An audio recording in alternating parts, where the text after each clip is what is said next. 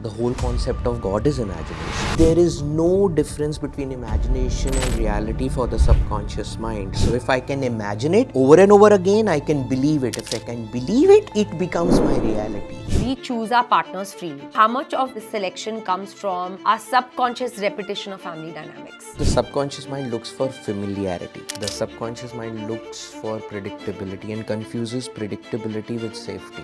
Known is a pleasure. Unknown is painful. Nobody's coming to save you. Nobody's coming to rescue you. If I believe in the illusion, then it makes me remain in my comfort zone. Sitting at home watching Netflix with my popcorn since last 6 months is too comfortable. Easy to blame, difficult to take responsibility. So many diseases coming to my body are because of unprocessed, unresolved emotions or feelings. I am always the hero. Now what's the problem? I'm perceiving others as villains. Accept that you're jealous. Accept that you're insecure. If I can constantly accept my dark side, it will be very easy for me to accept dark side of others. So, Dr. Rahul, hypnotherapy is often portrayed as mystical. Correct. Today, let's challenge that. Sure. What is hypnotherapy not? Hypnotherapy is not taking control of somebody. Hypnotherapy is not taking out your secrets. Hypnotherapy is not magical. Hypnotherapy is not mystical, okay? When we hear about these things, oh, hypnotherapy is mystical, it's illusionary, many people are confusing it with something that we've seen in a TV serial. Somebody hypnotized somebody and took out their secrets, they can control you. Well, all that is a part of what we call as Eastern hypnosis, okay? Clinical hypnotherapy, it's a Western approach, and like I said, you can't take control over another person. I'm not saying you should not, I'm saying you cannot, okay? So Correct. this is done only for willing people, and even in a state of trance, the person is fully awake, the person is fully aware, and when they get up, they remember everything. So it's like a guided meditation to take you into the pool of your subconscious mind. So, why do people like to believe in the illusion more than the science? Well, because if I believe in the illusion, then it makes me remain in my comfort zone, and I don't now need to take responsibility, because it's very easy to blame. Arey, this one, was so rude to me. This one cheated on me. It's his fault, na? Now, when your subconscious mind reveals that, listen, there is something in your childhood that is making you manifest the same thing all over again, you gotta tweak it, you gotta fix it. Now I'll have to take responsibility. We are in our comfort zones. We don't want to take that responsibility. So it's better, it's illusionary. I am in my comfort zone. I don't need to take any responsibility. So suits me well. So, many skeptics say that hypnotherapy is just imaginary, it is not real. Many people believe it's an illusion, it's imagined by the people who are in the process, it's imagined by the people who are holding the process. And if I'm really honest, I find it very hard to believe as well that I can be hypnotized and taken into another world to go deep down and, sort through the layers of my life. So, can you explain a little bit about medically how you challenge that belief? Ashna, before we do that, let me talk about this imagination that you mentioned. I want your few seconds, I want to take you through a small exercise right now. Okay. Close your eyes and imagine that you're pulling out a big yellow lemon from your fridge, a juicy one, putting it on your cutting board, taking a knife, cutting it. Two halves are there now. Putting your favorite masala on both the halves. Taking up one of the halves and pouring a drop of that lemon juice on your tongue. Just feel it on your tongue, mixing with your saliva.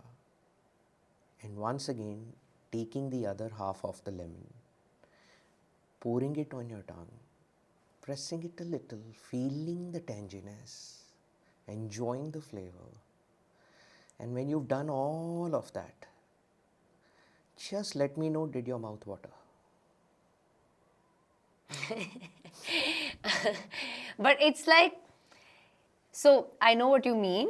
But this is like me telling somebody, let's say I'm very fond of sugar, I'm very fond of desserts, right?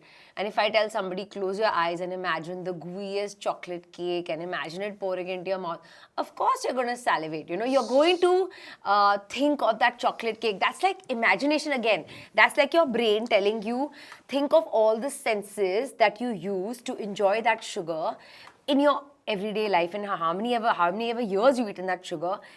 In this instant, try and enjoy that sugar right now in your mouth. So my thought process is, your brain anyway can imagine anything in the world. Correct. Right? So right now I can imagine and feel the lemon and the lemon juice and the masala you described, and I was thinking of pani puri and many other things along with it.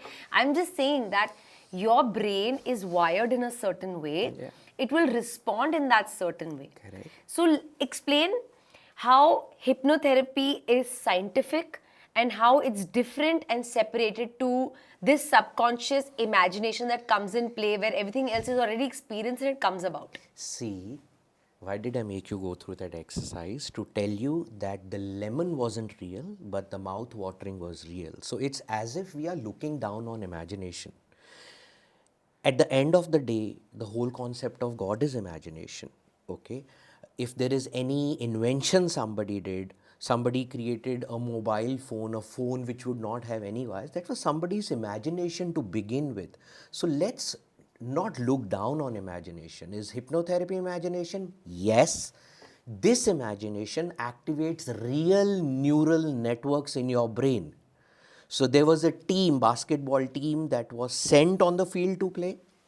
Another team that was made to only imagine you're playing the game in your mind. And third team which was to do nothing. The third team obviously lost. The team which only imagined never went on the field, and the team which went on the field had a cut-to-cut competition. The team which went on the field won. But the point is, there is no difference between imagination and reality for the subconscious mind. So if I can imagine it over and over again, I can believe it. If I can believe it, it becomes my reality. That's true. So why are we doing hypnotherapy? For only one reason: to change the person's belief. And if belief can be changed through imagination, then yes, it is imagination. And this imagination will help you change your belief. Coming to what changes in the brain, well, hypnotherapy bridges the gap between my pre-central cortex, which is the logical side, with my sensory emotional centers. So basically, in a layman's term, the brain will stop arguing and start receiving your suggestions. You nicely move from a awake beta state to a mild meditation, which is a alpha state, and then to that delta state, which is theta state, which is deep hypnosis. So that's the transition in the brain waves. So yes, imagination, but changes your reality. Do you think it can work without belief? I am somebody who doesn't believe in it. For example, the treatment can still work for me? Yes, the only prerequisite for you to seek hypnotherapy is willingness. If you're willing, I don't believe in it, but let me try it out because I've heard about it so much, it will still work simply because you're willing. Okay, so if you were 100% not believing, you would be 100% not willing. You wouldn't come. Many people don't come. The very fact that you're coming, a part of you is willing. Once you go in a trance, we can easily deal with that part who's a little skeptical, not ready to, be absolutely willing into this. And hypnotherapy is known to change beliefs. So yes, you can come with a no belief story, and you'll end up believing because you'll see results. That's what we want, right? Tell me about some magical experience a client has had where they did or didn't believe in it, but it was life-changing for them. There are so many. So there was this one guy who came and told me, around 22-year-old guy. He said, Doctor, I don't feel wanted. I feel very unwanted. In life? In life. I took his history, his family loves him, his girlfriend loves him, everybody loves him. So why do you feel unwanted? He said, I am clueless. So I took him in a state of hypnosis. He went back into a time when he was in the mother's womb. And throughout the pregnancy, the parents kept on saying, ये नहीं होता तो अच्छा था, already 3 बच्चे हैं. ये तो unplanned हो गया. This was unplanned. When he was born, he was brought up with lot of love, but he continued to hold on to that thought which he caught in the womb. And then we did something called as age regression, took him back in time when he was in the mother's womb, healed that story, and immediately after getting up from hypnosis, like, oh, this was magical for me. I now understand there's no reason for me to believe this, and it completely resolved for him in one session. And there are multiple such examples. As a hypnotherapist, I am not thinking, oh, I need to guess where is the problem coming from. I don't need to guess anything. The client's subconscious mind has all the answers. The conscious mind has all the questions. I'm just bridging the gap. So there was this absolute non-believer, by the way, who came in. He had asthma. So why would you reach with an asthma to a hypnotherapist? Because nothing else has worked. Correct. Okay. So he reaches and he says, I'm going through this asthma. Took him in a state of hypnosis. I am, as a therapist, not wanting to guess where it is coming from. So you just tell the mind, go back to the point of entry of this issue. He zoned into some past life where he drowned and died. He drowned and died. In a past life. We did something called as past life regression therapy. He got up, he said, doctor, you know what? I just cooked up a story. Okay. I cooked up a story. Yeah. This is not a past life. I don't even think past lives exist. I just cooked up a story. I said, no problem. Just let me know how you feel. Within a week, he calls me. He said, I'm not using my inhaler anymore. I'm symptom free. And I am now going to meet my physician to check what needs to be done next. And the physician obviously evaluated. He said, no symptoms. Okay, so you will not now take the inhaler every day. You take it if required. And then he came to me and said, how is it that I got healed by cooking up a story? I said, what you call cooking up a story, your mind showed that story. You could have imagined a million stories. In fact, Ashna, if I tell you, give me a story, you'll tell me a nice story. Oh, I'm a princess. I have these, palaces and chariots. What is the story people are giving me? Oh, my wife left me. My house was burned down. I was betrayed. I have cancer. We can't have such pathetic imaginations, right? If it's coming, that particular story, it's coming from your mind. Okay, so I just told him one thing. Do you mind that your asthma went by cooking up a story? He said no. So for him, till date, it's cooking up a story and the asthma went. And me as a therapist would like to believe it was past life regression therapy. So, when people come, like you said that he believed he cooked up a story and according to it was past life regression. Firstly, when people are coming, they're already in a dire state, right? They're coming because it's a cry for help. Yeah. So, like you said, they would love to imagine a story of princesses and palaces and things like that. But they won't have that imagination because they are coming from a space of pain. Now, when somebody comes from a space of pain, your stories are pain related. Correct. Right? So, I don't know. I also find it kind of, hard to believe that past life and you're gonna be able to delve into a past life and come up with a story. I just feel like, for example, somebody came to you with an ailment. So their story is also related to a pain and an ailment, and hence they feel like they were holding on to that pain and ailment and now it's gone. I don't know, it could be a subconscious game that your mind plays with you. It could be not, I don't know, I mean, it's hard to say. According to you, it's backed by science? Yes, it is. Hypnotherapy is very, very scientific. And I want to just talk about what you just said. Yes, the story is backed up by pain. Okay. Let's say there was this is a real case that came to me. So this girl was molested at the age of 3 and completely forgot about it. I mean, 3 you can't remember anything. Correct. She comes to me with an issue. I don't know why I have disgust with physical intimacy. I want to fix that because now I want to get married and experience motherhood and all. Now you can't just go in and say, "Arey, we'll go to your childhood and then this incidents will come up." She doesn't want that. Correct. It's too painful to relive. But there is pain. I just need some resonance with that pain. So let's say there is no past life, okay? I'm not sitting here to prove past lives exist. Let them not exist. Let's say she does cook up a story wherein somebody was molested, okay? Why that particular story? There are millions of stories because that particular story will have some resonance with her. I'm just looking for that resonance. That story will help me reach that unhealed inner child.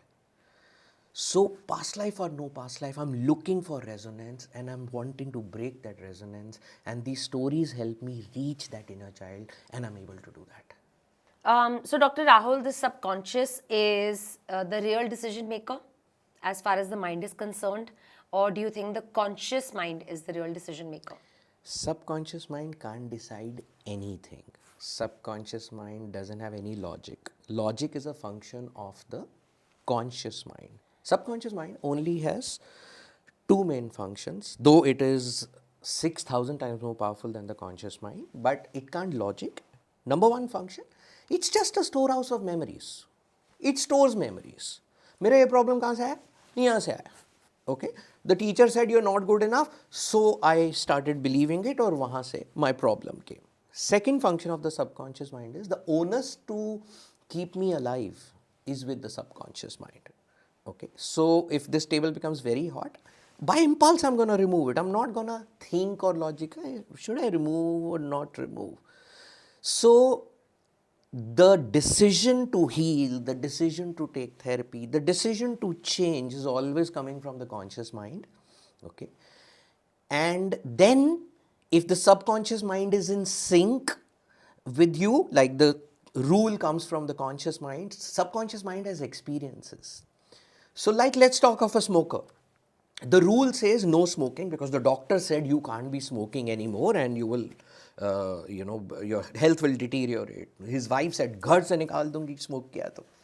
Rule says no smoking. Now he tries his best, but the experiences says I love smoking. Okay. Now rule is not matching the experience. Experience is a memory. So the decision, the logic is always from the conscious mind. Therapy will just make the rule match the experience so that he can become a non-smoker. So, do you think that's conditioning? Yes, subconscious mind conditioning. एक बार smoke किया, दो बार smoke किया, अब मेरे को अच्छा लगना शुरू हो गया. Now I'm conditioned to smoke. I don't know what to do. Without smoking. Many people, they say, we can't have a good bowel movement in the morning when we don't smoke. Now that's not backed up by science, but it's conditioning. Yeah, your belief system is so strong about that belief that it becomes a fact to you. Correct. Yeah. So explain to us, how does conditioning kind of overrule every logic in the world when it comes to childhood conditioning with people? Yeah. So I just was talking about this child who was told by the teacher, you're just not good enough. Okay. Heard it once, went somewhere in the subconscious, don't even realize it's having some detrimental effect on me. But an unhealed inner child is formed. Okay. It's somewhere there in the subconscious mind. 10 years down the line, the college professor says, you're good for nothing. It's like, yaar, ye to suna hua hai. Okay. It's confirmed now. Still not having that kind of detrimental effect on me. 10 years down the line, the boss says, you good for nothing. Like, yaar, ye kitni baar? Now it becomes a belief. So when the same incidents would repeat over 3 times, it becomes a belief. Now when it becomes a belief, I'm calling it belief, I can call it conditioning. Now when it becomes this belief or a conditioning, now I'll start manifesting it. So I now lose my job and my parents tell me, beta, go for another job interview. Why are you sending me? I'm not going to clear that. Okay. Beta, please go. Okay, I'll go because you're telling me to. I go, I don't clear, and I come and say, Dekha, I told you I'm not going to clear. I know I'm not good enough. So this conditioning becomes so detrimental when I start believing it, and I start believing it when it happens to me over 3 times, and then I start manifesting my own reality, not realizing that I am manifesting what I don't want. But in our childhood, like, so many things happen, right, which are out of our control and out of our understanding even. stressful parents take out their stress on kids. Stressful environments create a lot of stress for kids. They create fear in a child, which I would say that nobody really wants, but it happens. Correct. Now, tell me 5 childhood incidents that really shape up into adulthood which you cannot erase. So, any incidents doesn't govern how I feel. My teacher can be rude with me, and I can feel what kind of teacher is this? She doesn't know how to talk to kids. The same teacher is rude to me, and I can choose to feel miserable about it. So, incidences can be multiple, but any good therapy will boil you down to 4 core negative emotions. Most of the clients will either boil down to anger. This person did this to me and I'm very angry, even if it was 40 years back. Then helplessness. Helplessness and anger go hand in hand. I'm helpless because the situation was this way. Third, guilty. I'm guilty because my own behavior was not correct. And fourth is fear. So any incidents can make you feel a lot of anger, helplessness, guilt, or fear. And a good therapy will make you boil down to these 4 core emotions. And the whole journey of therapy is to make you feel differently. After all, if I feel good all the time and I'm not feeling any of these core emotions, then there's no problem in life, na? If I'm feeling happy, I'm feeling happy. There's no fear, anger, helplessness. So I would rather than going into incidences, because incidences will not be 5, there could be 500. Correct. Okay, it's just how I perceive a particular incident is my personal choice based on my conditioning, which actually starts happening between the age of 0 to 8. And we call it our seer programming, my socio-economic, educational and religious upbringing. Uske hisab se my conditioning happens. So these 4 core emotions, if we can work, we are doing good. So, like you explained, these 4 emotions which kind of govern adulthood coming from childhood, do you believe that our subconscious can lie to us also about these? Yes. See, nobody likes to feel pain. Okay. You heard the grapes are sour story, the fox wala. Grapes need not be sour, but it's too painful to realize I can't reach the grapes, so I will assume grapes are sour. Or for that matter, a child is running the race and he came last, and you ask him, "Arey, you came last in the race?" He's like, no, I was just running for the spirit of the game. I was not running for winning and all. Because he doesn't want to feel the pain of losing. So our subconscious mind creates something called as defense mechanisms. There are more than 20, by the way, and we use it very, very subconsciously. Okay, so I don't want to feel the pain, so I was running for the spirit of the game. So yes, subconscious mind can lie because it wants me to stay away from the pain. Yeah, protects us. Absolutely. At the same time, these defense mechanisms are bad crutches. And the clients who come to us will not realize. But when I sit as a therapist, I have an antenna, Rahul. Check, defense. I spotted. Now, when I spot it, I don't confront you with it. Hey, you're lying, yeah. You lost, and that's why you said I was running for the spirit of the game. You don't confront. Because again, defense mechanism will come up against you also. Absolutely. Yeah. But at the back of my head, I made a note, Rahul, defense mechanism spotted. As the therapy progresses, you create a very safe space for that inner child who lied. Okay? Jaise, if my son breaks a vase, and I say, Kisne toda? He's not going to tell me. Yeah. Okay? Now if I say, beta, whoever broke it, let me know. I promise there is no punishment. Papa, happened with me. So that's a safe space which will now make the child tell the truth. Similar safe space you create for the client. Ek session safe space, 2 sessions safe space, and then he comes and says, "Arey yaar, I don't need the defense. It's too painful to realize I came last in the race." So you break that defense dheere in therapy, but yes, subconscious can lie to prevent you from the pain. You said all these defense mechanisms are created between the age of 0 and 8. That's when our mind tries to build all these walls to protect us, right? Correct. Very intrigued. Because 0 to 8 is such an age where you spend most of your time with your caregivers And even if you spend time in play school or actual school, the big school, it's your understanding of the world is really limited. Your emotions are still largely connected to family. Correct. So, does that mean that most of your wounds come from family? 0 to 5, it's primarily an influence from the mother. 6 to 9, influences from peer, friends, teachers. 10 to 14, influences from the father. And that's how you start taking in information. Okay? So not just family, peers, teachers, friends, which means सारा environment cover हो गया उसमें. Correct. So my limiting beliefs, my conditioning doesn't only come from family, it comes from my environment also. Tell me, when you see adults that are in fear of control, they are people pleasers, they're very good liars. What kind of incidents have taken place between 0 to 5 to have such a strong belief system in that kind of behavior? So before we understand this, we should understand that not everybody is same. There are two categories of people. There are heart-ruled people, like the name suggests, they operate from the heart. And there are head-ruled people who operate purely from logic. By the way, to begin with, all of us were heart-ruled when we were 0 to 5. Okay? And then based on this environmental influence, environment, family, teacher, sara kuch, based on that, I either remain heart-ruled Or I move into. or I move into head-ruled. Now, if I remain heart-ruled, I am very relationship-oriented. Emotion oriented. I'm very emotional also, and I'll do anything to keep the relationship going. This person will have fear of rejection. This person will be a people pleaser. And if I'm in the other category, which is head-ruled person, head-ruled operates from logic. Logic says, I need a comfortable life for which my career should work.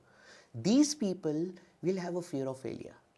And these people will have a need to control. Okay, so whether I'm heart-ruled, I will have this fear. Mainly in the lines of fear of rejection, उसमें abandonment भी आ जाएगा, people pleasing भी आ जाएगा. Emotion based. Emotion, दोनों emotion है. But this is very relationship oriented emotion. Yeah, correct. Okay. वो भी emotion है, fear of failure भी emotion है, but that's very career related emotion. Also, this is more self-related, that is more people-related, Correct. as I understand. Yes, Right? yes. So the heart is where everybody around you matters, how everybody feels about you matters, how you feel about everybody really matters. Yes. And what I understood from what you said is, the other one is where you said logic-based, is how I feel about the world, how my environment is shaping up and how I'm showing up in the world really matters to me. Correct. And to refine it more, the head ruled, his sense of achievement comes from what have I achieved in my career. And heart ruled, sense of achievement comes from how are my relationships going. मेरे कितने दोस्त हैं?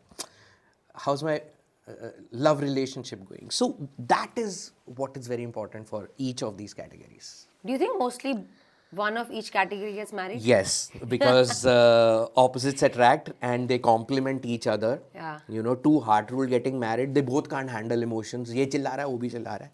Two head ruled getting married, Too or logical. you know, too logical. They are only in the careers. So yes, opposites attract, and usually a heart ruled will get married to head ruled. So why do some people, despite taking therapy, stay stuck in these, boxes of personalities, I would say? Well, I am in my comfort zone. I love my comfort zone because that keeps me away from responsibility. I was talking about this guy who was not going for a job interview because 6 महीने से घर पे बैठा हूँ. So I know I should have a job. I know I should earn money. I know I should provide for the family. But sitting at home watching Netflix with my popcorn since last 6 months is too comfortable. If I now genuinely crack that interview, I'll have to get up at 8 a.m., reach at 9 a.m., God knows, go through what with those boss and colleague and all, and come back tired. Too much. So I would rather not go there. So I would want to manifest not cracking the interview. This is like a self-sabotage. And in our therapeutic parlance, we also talk about passive-aggressive behavior, where I'm passively aggressive towards myself. I am not realizing that I am manifesting not cracking the interview, but I am. simply because I do not want to take responsibility. I love my comfort zone. So I'm there.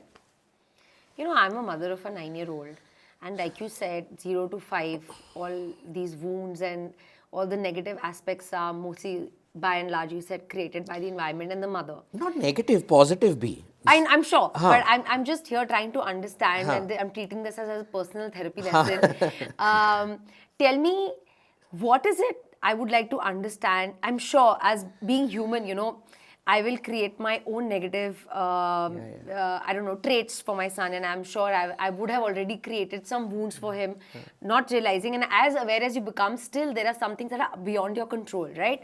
And which are so humanly possible, it's going to happen. Some things, let's say, even though I didn't mean it, will be interpreted in such a way by him that it may be a wound which I did not intend it to be. Sure. Just like for all of us in our relationships, all our interpersonal relationships, as much as we want clarity and we want good faith, but things go wrong because somebody's interpretation is something else to what you intended. Sometimes you are in a bad space, so you take what is said in a bad way. Maybe it's not intended that way. So life happens, Yeah. in other words. Sure. I'm sure for all the mothers listening or for to-be mothers listening, tell us, how can we prevent like some basic things that we should avoid with our child for them to have these deep lasting wounds? Just drop this need. You can't. Okay? Your child is a human being. Every human being will go through their set of negative emotions, their set of challenges. You can be the best mother on planet Earth. The child, some other child will just say something very nasty to your child, and the child will still suffer. Yeah. Okay? There's something called as drama triangle. Okay? Triangle has three, points to it. One is a rescuer. One is a victim, and the third one is a persecutor. Okay? As a mother, stop being the rescuer, because if you want to rescue the child, if anybody wants to rescue anybody, that other person must be a victim.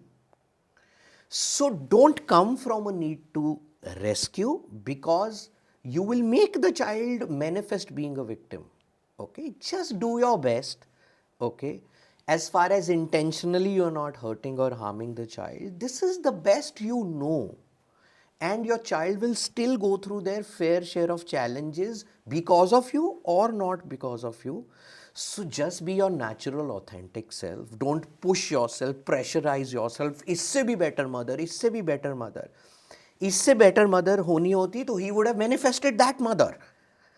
Okay, I know of people who manifest mothers who put their children in washing machines to punish them and put on the washing machine, those kind of things.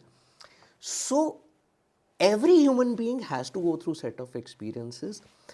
Don't be a rescuer. Don't be a victim. Don't be a persecutor. Don't play these roles. As a mother, as a child, this applies to everybody. Just be your authentic self and have faith that, okay, he will go through challenges, but whatever he needs to go through, I'm there for him. So, most people believe that we choose our partners freely, right? When we have girlfriend, boyfriends, when we go to choose our life partners, we all believe it's free will and we've done this independently without influence of our family and environment. According to you, how much of this actually, this selection comes from our subconscious repetition of family dynamics? Most of the time. Okay? The subconscious mind looks for familiarity. The subconscious mind looks for predictability and confuses predictability with safety. Okay? My father was never emotionally available for me. I'm used to it now. Okay? I did so much to get used to it. Okay? Thanks to that, now I spend time in my hobbies and all. Now I've grown up and I now manifest a man who's emotionally very available. I'm not used to that. He's very loving, he's very caring. I want to push him away. Ye kya hai? I'm not used to it. I would manifest an emotionally unavailable man as that girl. The thing is, for the subconscious mind, known is a pleasure, unknown is painful. So, having an emotionally available man in this particular example that I'm talking is painful. I don't want it, I will not manifest it. Known is safe, known is predictable. I know how to be there, even if it means chaos, even if it means insecurity, even if it means unavailability. I am used to it, So I have so many cases. The girl comes and says, the guy is good. He pampers me. He loves me. But I don't want to be with him. I don't know why. He's always there. मेरे को इतना नहीं चाहिए. So I push him away. He's very good, all the ticks. But I don't know why I pushed him away. And now the man I'm with is emotionally unavailable, but I'm fine with that. So it's because of that conditioning. You're choosing this man because it's a known in your mind, and known is a pleasure. You're attracted to what you know. Absolutely. Like you gave that smoking example. Absolutely. Yeah, yes. because smoking was a pleasure, always will be, and you'll keep going back to it. Correct. So when people with abusive, let's say an emotionally abusive mother, the guy will seek for an emotionally abusive wife? Known, yes. So, if my mother was abusive, it's a known in my mind, okay? I know females are like that. I now start believing, forget mother, females are like that. Females are... All women are like this only. So, if all women are like this only and you believe it, how can your belief be wrong? Now, if you manifest a very loving woman who's not abusive at all, there are zillions of them who exist. Yeah. Your belief is skewed. But if I now manifest a loving woman, my belief is wrong. How can I be wrong? Yeah. So I believe all women are like this. I will get those kind of women, and I know how to deal with it. I know how to work around that. You don't want to challenge your own belief system. Absolutely. So tell me, in your clinical work, which parent-child dynamic creates more long-term damage than others? See, there are two. One, the parent is not available at all. The two, the parent is very, very controlling. I get only one client, Ashna, If this client is suffering because the parent was too controlling, it's very bad for him. If the client is suffering because the parent was never available, it's very bad for him. It's like answering कि cancer से मरना चाह रहे हो कि ads से मरना चाह रहे हो. उसके लिए तो it's same only. So if my parent has been emotionally unavailable, I am feeling I don't matter. And if I don't matter, I will manifest as a grown-up, unavailable partners also. If the parent is very, very controlling, then I always must achieve to be appreciated. Then love is very, very conditional. It's a bartered commodity. And if I don't achieve, I will not be loved. Many times I will not achieve, so I will feel guilty. I will feel ashamed. I will be a people pleaser. So both are bad, but the symptoms of the controlling one are very, very visible. Ki, now I'm very anxious, I must achieve. And the symptoms of that absent parenting are there, they are detrimental, but they might not be that visible because मैं अंदर ही अंदर lonely feel कर रहा हूँ. It's not very visible, but both are damaging. So doctor, tell me, has anyone come to you with an illness or a mental state of mind where they feel like they can't fix their life, and you have finally discovered, or very easily you were able to spot that it was actually a distraught relationship with a parent? Multiple times. So we need to understand one basic thing, that everything in the mind starts from a certain thought. It then affects our emotions. It then affects my energy level, and then it affects my body. Psychosomatic, you heard of that? Yeah. Psycho means mind, soma means body. So many diseases that are coming to my body are because of unprocessed, unresolved emotions or feelings. So I can give you this example of this girl who actually came to me with a cancer, and we were wanting to look for the reason of the cancer through hypnotherapy. And as much research that has been happened in our hypnotherapy world tells us that cancer always leads to some pent up or stored anger. So this girl, she's young, she got breast cancer, and I take her in a state of hypnosis, and it reveals that the mother was into a corporate job, she was widow, her intentions were very good. Ki I need to earn for my child. Being a single parent has its challenges. You want to do everything. Absolutely. So she wasn't a bad lady, her intentions were very good, but she was always unavailable. So child is always with the babysitter, with the house help and all. And Neighbor. Absolutely. Child had pent up anger towards the mother.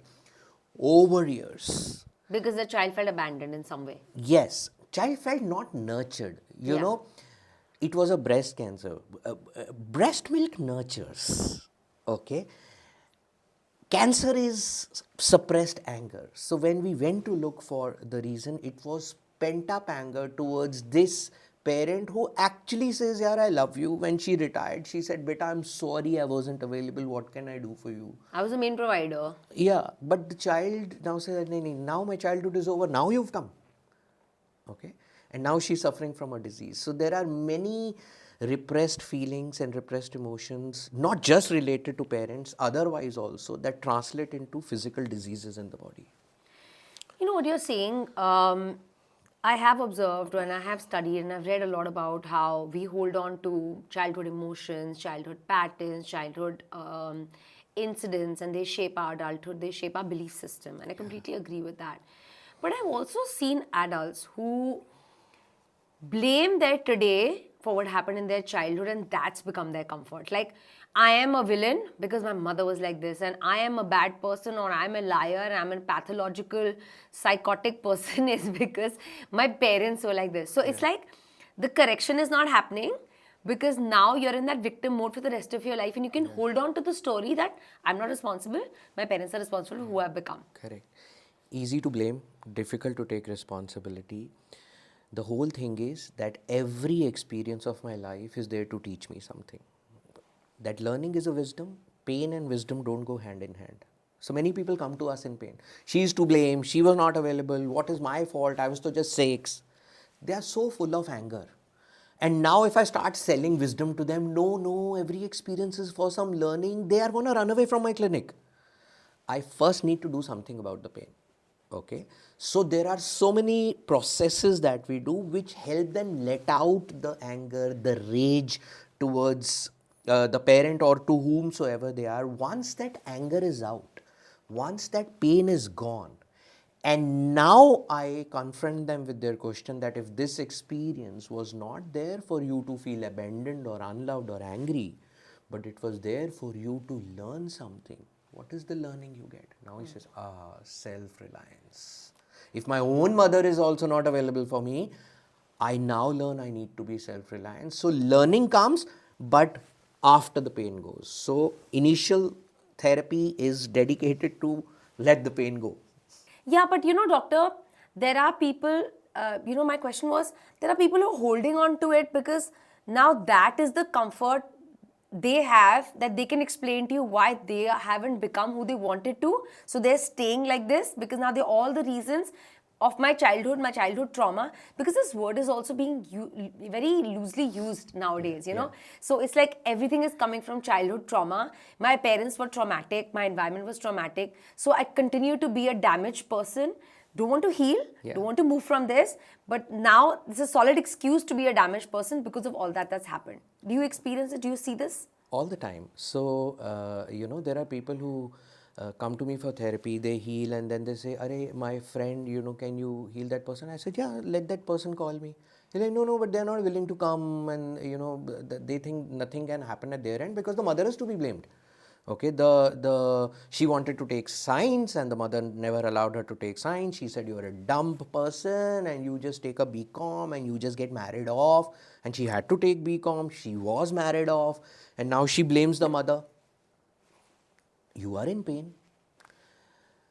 The more you continue blaming the mother, the more you are in pain. Mother is chilling. Mother is not having any stress. I want a daughter to do BCom and get married. I am very happy.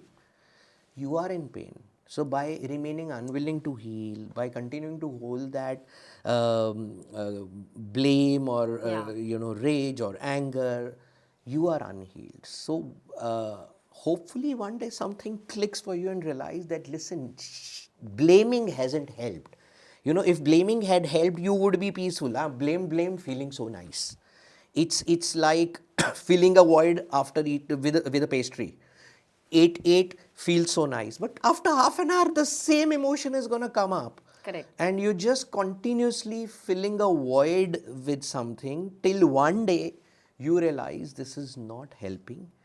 and I need to change. I need to do something at my end so that life can now become different. So I hope and pray they get willing and seek professional help. How do unresolved parental wounds shape adult marriages and long-term relationships? Oh, all these unresolved pains, they are like a WinZip format file in my subconscious mind ka folder, and they're waiting for a trigger. Okay, so if my mother ever told me कि पैसे पेड़ों पे थोड़ी लगते हैं, and now if this girl's husband also says the same thing, she's not responding to him in the here and now. Now there's a huge Mahabharat happening. How dare you say this to me? This is not how you talk. The response is too exaggerated because the inner child has taken over the adult. The adult presence is hijacked, and she only doesn't realize why did she respond this way? Why did she slap the husband after this? This was too much because it's coming from that unresolved file which was lying in a WinZip format. You tickle it, it opens up, and now this reaction is absolutely exaggerated. So all these chota fights related to intimacy or money or you're not available, the person is not responding to the here and now. There's an inner child who takes over the adult. Oh, now I'll be abandoned, I'm not good enough. All those subconscious beliefs come up, and that's how relationships go sour. I want to ask you a very interesting question based on what you said. You know, there's a very popular theory that we talk about Indian men not wanting to grow up. You know, Indian men are that ghar ka lal, you know, Mama's boy. mama's boy, and they're overloved and over pampered all their childhood. They get married and they want to continue to feel like that by the wife, but the wife is like, you're my husband, you're the provider, you're the man, you're not my child. Correct. Explain that a little bit, you know, not the normal how people talk about it, but really deep-rootedly how it stems and why is it that boys can't grow out of that? Same explanation what I was talking earlier. Known is a pleasure. Okay, so if mammas like this, all females are like this. So if all females are like this, then this girl should also be like this. Familiarity, predictability, feels safe. And now you are not like mama. Even after 50 years of marriage, I've heard men saying, Mama better parathe banati thi. And mama is not even alive. Okay, so they remain a mama's boy because predictability feels very, very safe, and they are looking for that predictability again, and their conscious mind can't even figure out कि यार ऐसे मैं क्यों कर रहा हूँ. मतलब the wife comes and says, listen, I am not your mother. That conversation doesn't resolve anything because it's a subconscious process. He doesn't know he's operating out of a software from the subconscious mind. He will still behave like that. And that's why things like hypnotherapy will take you into the subconscious mind, make you get aware by you behaving like this, because mama's energies you're still carrying with you. And we respectfully return those energies, whether the mama is alive or not alive, and then something changes and he can now be his own authentic self. You know, most of the times we are not our own authentic self. We feel we are, but we borrow so much from so many people. Yeah. Okay, इससे ये सीख लिया, इससे ये सीख लिया, इससे ये सीख लिया, तो मैं तो I am the polluted version of Rahul. So I need to return these energies, behave in my authentic way, and then these conditionings won't hamper my relationships. Many people say, I don't want to be like my parents. They have an over-controlling father. They have an over-emotional mother. They see a mother break down at the drop of a hat. They see a father being angry at the drop of a hat. And they decide, I will not become like this. But do you think the subconscious recreates all those same traits, or do you think we can actually let go? Yes, very true, Ashna. I got this guy and he said, as a child, I've seen my father beating my mother and I used to hate my father for that. And I always resolved that this is the kind of husband one should not be. And yet, he's sitting in front of me because he ended up hitting his wife and he's hating that fact that he hit his wife. That's why he's come for therapy. If he was okay with it, he wouldn't even reach me. And he's wondering, what is happening? I hated this about my father and मैं वही करके आ रहा हूँ आपके पास. Simply because I don't realize how am I picking energies of other people, those traits, those behaviors constantly. It's called a law of repetition, law of association. I associate with this person, I see that repeated thing and repeatedly it's going in my subconscious mind. Now subconscious mind doesn't have any logic. It's a file. I can logic ये वाला behavior अच्छा नहीं है, ये वाला behavior अच्छा है. Logic is 10%. So when I'm in the grip of anger, the subconscious takes over, and what has been repeatedly going in, which now we call as conditioning, comes out, and this person ended up hitting the wife even though he hated the fact. So we actually had to go into the subconscious and do the unconditioning, if I can call it, and he could be his authentic self again. So, which means no matter what, you will end up like your parents, because, like you said, your files are very strong, your subconscious training is very strong, and familiarity takes over. That is if you've picked up their energies, it's not mandatory. Okay. I realize that many people pick up energies from other people, but many don't. So I'm not saying this will always happen, but yes, most of the times when you're emotionally involved with somebody, be it my father, mother, wife, anybody, the moment I'm emotionally involved with somebody, there is energy mix. I'll pick up energies and I will lose my energy to you also. And that's when I pick up these traits from you. Can hypnotherapy help someone detach from family attachments and family traits? Of course, very much. So there is a very interesting process which we do in hypnotherapy. It's called cord reorientation. Now what is very in trend nowadays is cord cutting. I've cut cords with this person and I want to detach with this person. Many of these ex-girlfriends and boyfriends, they search this on Google and they say, you know what, doctor, I've come to you for cord cutting. Cord cutting? हाँ कि I have a energy cord with my ex-girlfriend. If we cut that cord, I'll detach. So is it linked to the umbilical cord in some no, way? no, no, no. It's nothing to do with the energy. It's an energy cord, nothing to Okay. do with the umbilical cord. But yes, we do form cords, energy cords, with people we are emotionally involved with. And when the relationship goes sour, these cords become painful. Now I stay with my family. I want to keep bonding with them. At the same time, this painful cord must go. What we do, there's a process called cord reorientation. We cut the old cord, painful cord. We let the pain go, venting out is encouraged under a hypnotic trance. And then we look at that person as a teacher, ki bhai, you are there in my life to teach me something. I'm now ready to learn all my lessons with you painlessly. And now we create a positive cord. So bonding also remains, the pain also goes, and the bad conditioning also goes. So, hypnotherapy is a very effective tool in dealing with this. Does hypnotherapy permanently break a pattern, or does life require maintenance and not miracles? The question is not either or. It permanently breaks a pattern, yes, and you still need maintenance. Once you heal something, you're literally announcing to the universe, aaj se main secure.